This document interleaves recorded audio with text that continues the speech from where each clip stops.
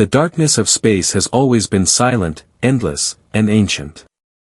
Stars burn as they have for billions of years, their light stretching across gulfs of nothingness. But tonight, among those stars, something unnatural moved. 10,000 ships advanced through the void in flawless formation. Hulls of alien metal gleamed faintly, bending starlight into strange ripples as if the universe itself recoiled from their passage. Each vessel was larger than any structure humanity had ever built. Each one carried weapons powerful enough to erase a world. And at their head, on the bridge of his flagship, stood Admiral Zexter of the Corvani Empire. He watched the tactical display with cold satisfaction, 3 eyes absorbing every flicker of data, 4 arms working with the precision of ritual. The target was clear. A blue planet, spinning quietly around a yellow sun. Humans called it Earth. To Zexter, it was nothing more than the 48th world destined to fall beneath Corvani rule. For over 1,000 years, the Corvani had swept across the galaxy. Some species resisted. Some surrendered instantly. All were absorbed into the order of empire. To Zexter, this conquest would be no different. Earth's intelligence reports, carefully gathered through intercepted broadcasts, suggested a primitive species. They had just begun to scratch at the edges of spaceflight. Their stations were fragile scaffolds in orbit. Their ships were little more than repurposed mining craft. Their weapons, crude fusion warheads, would barely scorch Corvani shields. The Admiral was certain, Earth would kneel. But on Luna Station, Admiral Jake Morrison stared at sensor readouts that refused to make sense. He had spent 20 years in service, training for threats both earthly and cosmic, yet nothing had prepared him for this. The detection grid insisted that something vast, something impossibly vast, was sliding toward them from the outer system. Numbers recalculated, over and over, as if the computers themselves could not believe the data. On the UES Defender, Captain Lisa Barnes bent over glowing holopanels. Her crew moved quickly, faces pale under the cold light. The ship's artificial intelligence had identified over 9,000 distinct contacts, each one dwarfing Earth's heaviest battleships. For the first time in generations, humanity understood what it meant to face extinction. The order from Earth Command arrived with military clarity. General Sam Carter's voice was steady, but beneath the steadiness lived a grimness that everyone felt. All available ships will form a defensive line between Earth and the fleet. All military personnel report to stations. Civilian populations, prepare evacuation. No one needed to be told what this meant. In Washington, President Karen Walsh listened in silence as her advisors circled her with facts stripped of comfort. Earth's entire fleet, 200 ships at best, would be nothing against 10,000. Most weren't even true warships, but converted freighters, miners, and orbital haulers, crewed by volunteers who barely had weeks of combat training. The Secretary of Defense was blunt, "We cannot win this fight." The Secretary of State added, "No colony is close enough to intervene."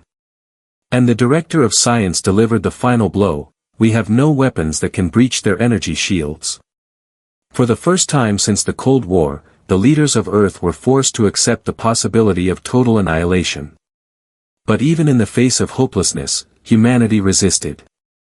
At NORAD, Colonel Pete Jackson oversaw citywide evacuations, his voice echoing calm instructions to millions who desperately clung to order. Commander Amy Rodriguez ran final checks on her squadron's fighters. Each pilot knew their weapons were laughable, but each tightened their helmets anyway.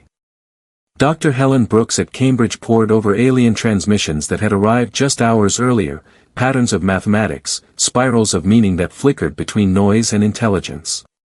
Alongside her, Dr. Tony Nash analyzed from the Jet Propulsion Laboratory, weaving biology into mathematics, trying to glimpse the mind that had shaped the code. If there was a key to understanding these beings, it lay buried in the alien signal. But time was running out. Because at precisely noon, Greenwich Mean Time, every screen, every radio, every communication channel on Earth froze. And an alien voice, calm, fluent, and cold, filled the air. Admiral Zexter himself spoke, delivering the message he had spoken to countless other worlds. Earth. You will surrender unconditionally within 24 hours. Disarm all forces. Dissolve all governments. Relinquish your technology. Fail to comply, and your planet will be destroyed. There will be no negotiation. There will be no alternative. The ultimatum spread across every corner of human civilization, from crowded cities to isolated outposts on Mars. For the first time in history, every human being heard the same words at the same instant. President Walsh's hands trembled, though her face remained composed. She knew what surrender meant: enslavement, relocation, the end of everything humanity had built. General Carter stood beside her, unflinching. He had commanded men in war before, but never against gods. On the edge of the system, reconnaissance ships pushed sensors to their limits.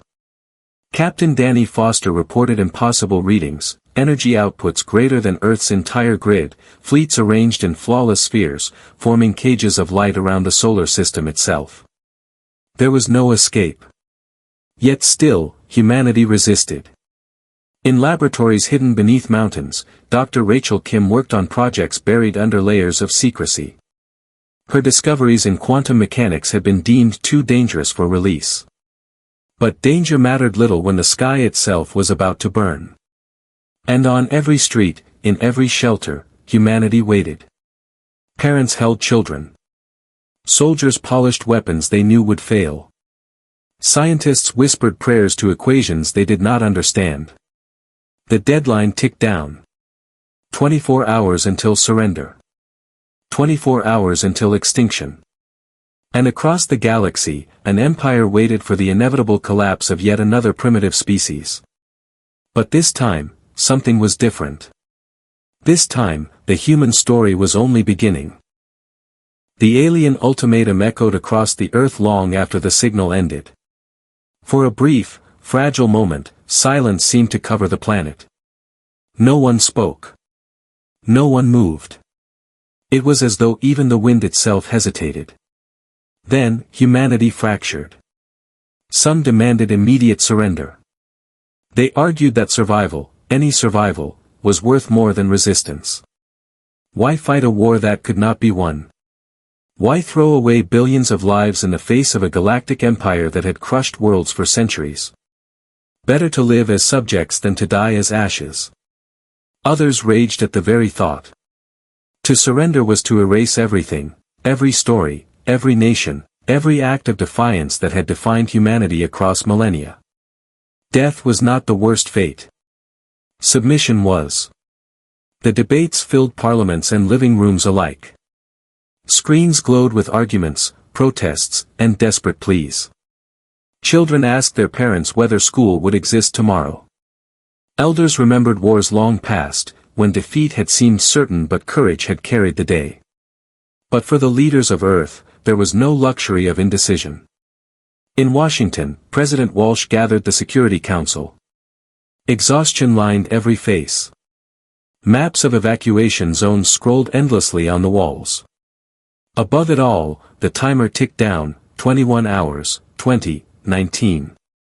We are not only deciding for ourselves, Walsh whispered. We are deciding for every generation that will follow, if any remain. General Carter leaned forward. His voice was sharp, but beneath the sharpness lived something older: duty. If we surrender, they will dismantle our weapons, scatter our fleets, enslave our children. We won't survive as humans. We'll survive as servants. The Secretary of State countered. If we resist, they will kill us all. That is not survival. That is extinction. Every word carried the weight of billions. Meanwhile, in orbit, the fleet held position. The Defender and its sister ships patrolled silently, their crews staring at the darkness where alien ships now lingered. Every sensor scan confirmed what no one wanted to believe: the Corvani Armada had already surrounded the solar system. Any attempt at escape would be crushed in seconds. In the fighter bays, pilots prepared with grim ritual. Helmets were checked, thrusters primed, weapons armed, though each knew the futility. It wasn't about winning. It was about facing the end with dignity. Commander Amy Rodriguez walked the rows of fighters, pausing at each pilot, speaking not of victory but of meaning. "Remember why you fly," she told them. "Remember who you fight for. Not for conquest. Not for empire. For Earth." And far beyond, aboard the flagship Sovereign Will, Admiral Zexter stood tall, surveying the final hours with calm detachment. He had seen it all before. He had heard the same debates on 100 worlds. Primitive species clung to their illusions of choice, believing that their courage or their wisdom could alter inevitability. But inevitability always triumphed. The humans would fracture. Some would surrender, others would resist, but in the end, the outcome would be the same: submission. His officers spoke in precise tones, reporting ship readiness and shield calibrations. Not one entertained the possibility of failure. The Empire had never failed. And to them, humanity was a curiosity, nothing more. Yet, in a quiet corner of Zexter's mind, a faint unease stirred. These humans, their broadcasts, their stories, their strange mixture of brutality and compassion, something about them felt unlike other conquests. He pushed the thought away. Emotion was weakness. Logic was certainty. Still, he wondered. On Earth, hope flickered not in the halls of politics, but in the quiet of laboratories. Dr. Helen Brooks at Cambridge mapped the alien signal again and again, searching for a pattern. Each time she thought she found one, it dissolved into chaos. But chaos itself held meaning. Could the message be more than an ultimatum? Could it be a test? At the Jet Propulsion Laboratory, Dr. Tony Nash scribbled equations across transparent walls, his hands stained with ink. He argued that the Corvani were not just conquerors but observers, measuring not only humanity's strength but its intelligence. And beneath a mountain in Colorado, Dr. Rachel Kim unlocked her forbidden research. Quantum resonance, a theory dismissed by many, feared by others. If harnessed, it could bend probability itself, altering outcomes not through force, but through possibility. She whispered to her assistant, "If we can stabilize it, we can turn their certainty against them." Her assistant whispered back, "And if we fail?" Rachel's eyes did not waver. "Then we fail with meaning." As the hours drained away, the world seemed to grow sharper. Cities glowed more brightly. Oceans seemed deeper. Even the air itself tasted different, as though humanity knew it was breathing for the last time. In shelters, people held vigils. In churches, mosques, temples, and fields, voices rose in prayer. Not to be saved, but to be remembered. Some chose to dance, filling the final night with music that defied silence. Some chose to fight, sharpening blades that would never pierce alien armor. And some simply chose to sit with those they loved, because love itself was a form of resistance. At 5 minutes to the deadline, the Security Council cast their final vote. President Walsh's hand hovered over the console. Around her, generals, scientists, and ministers waited. The choice was unbearable: surrender and become slaves, or resist and risk annihilation. Her voice broke the silence. History will not remember us for how long we lived. It will remember us for how we chose to die, or how we chose to live free. We resist. The room fell silent. Then, one by one, heads nodded. General Carter's voice rumbled, "Then so be it. Let the galaxy know. Earth fights." On the flagship Sovereign Will, Admiral Zexter received the transmission. His 3 eyes narrowed. So, humanity had chosen defiance. For a brief moment, silence lingered on the bridge. Then, slowly, a thin smile crossed his face. Not of amusement, but of hunger. "Very well," he said. "Prepare the fleet. Earth will learn the price of rebellion." And across the stars, 10,000 warships ignited their engines. The countdown reached 0. The war for Earth had begun. The countdown reached 0. For one breathless moment, all was still. Earth spun quietly in the black, oceans gleaming under the sun, cities pulsing with fragile light. Humanity held its breath. And then the stars themselves ignited. The Corvani Armada opened fire. From 10,000 warships came lances of energy brighter than dawn. Beams carved across the void, tearing through Earth's defense line as if it were mist. Entire squadrons vanished in the first volley. The defenders' shields flared, screamed, and collapsed within seconds. Captain Lisa Barnes braced as her ship shuddered. Consoles erupted in sparks, smoke filled the bridge, alarms wailed in every language of panic. But her voice was steady: return fire. All batteries. Primitive missiles launched. Lasers snapped across the void. But against Corvani shields, humanity's weapons were like raindrops against stone. One by one, Earth's warships fell.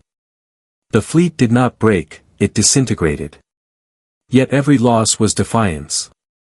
Every sacrifice bought seconds more for the planet below.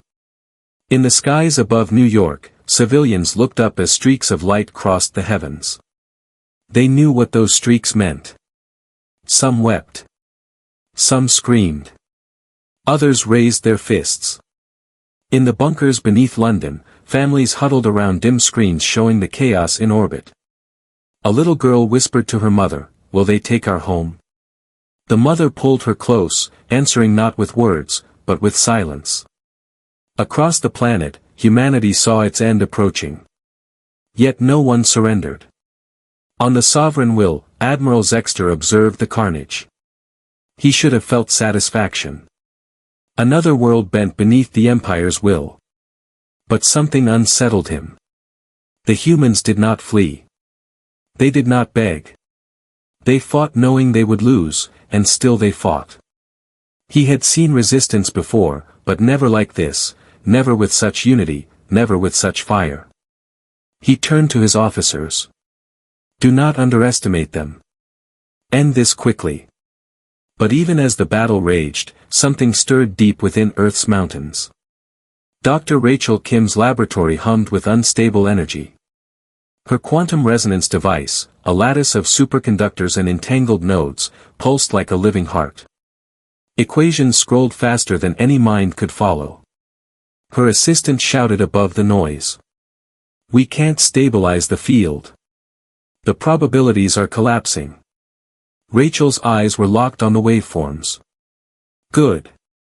That means it's working.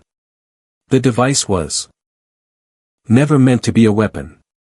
It was an exploration, a doorway into probability itself, where outcomes split and rejoined like rivers.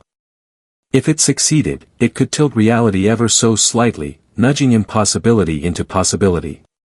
The resonance surged. Circuits glowed. For a moment, Rachel saw not one universe, but many, branching like endless trees. In some, Earth burned. In others, Earth knelt. But in a few, just a few, humanity endured. And she reached for them. Back in orbit, Commander Amy Rodriguez's fighter should have been vaporized. The Corvani beam struck directly, but instead of annihilation, her ship spun free, hull scorched but intact. Her breath caught. That shouldn't be possible. Across the battlefield, similar anomalies began to appear. Missiles that should have missed struck true. Beams that should have killed instead scattered into harmless arcs. Small, improbable events, insignificant alone, but together, they shifted the rhythm of battle. Admiral Zexter narrowed his eyes. On his tactical display, probability curves wavered. Calculations no longer aligned with expected outcomes. The humans were surviving longer than models allowed. For the first time in centuries, certainty faltered. On Earth, broadcasts carried not only fear, but defiance. Pilots transmitted last messages of courage. Civilians painted symbols of resistance on ruined walls. Musicians streamed songs into the void, melodies echoing across frequencies the Corvani had jammed but not silenced. The galaxy was watching. Other species, silent under the Empire's boot, intercepted fragments of human defiance. They saw a world not collapsing, but resisting with a fury that dwarfed its weakness. Humanity was not asking for survival. Humanity was demanding to be remembered. Dr. Helen Brooks decoded the alien signal once more. Suddenly, the spirals of chaos aligned. It wasn't just a threat. It was a measure. A test of resilience, intelligence, defiance. They never expected us to resist this long, she whispered. The ultimatum was never about surrender. It was about seeing who we are. In Washington, President Walsh stood in the war room, screens flashing red with casualty counts. The planet burned, but she did not falter. They thought we would break, she said softly. Instead, we are teaching them what it means to be human. And on the sovereign will, Admiral Zexter gripped the rail of his command deck, his calm cracking at last. The humans were not supposed to matter. Their weapons were nothing. Their technology primitive. Their fleets already gone. And yet, the outcome was shifting. His officers reported anomalies, probability failures, impossible survivals. The word that no Corvani had spoken in generations whispered through the bridge like a curse, uncertainty. Zexter's 3 eyes fixed on Earth, glowing blue in the darkness. For the first time in his career, he did not know what would happen next.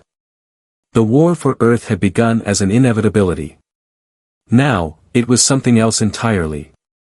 A contest not of power, but of possibility. And possibility was the one weapon humanity had always wielded best.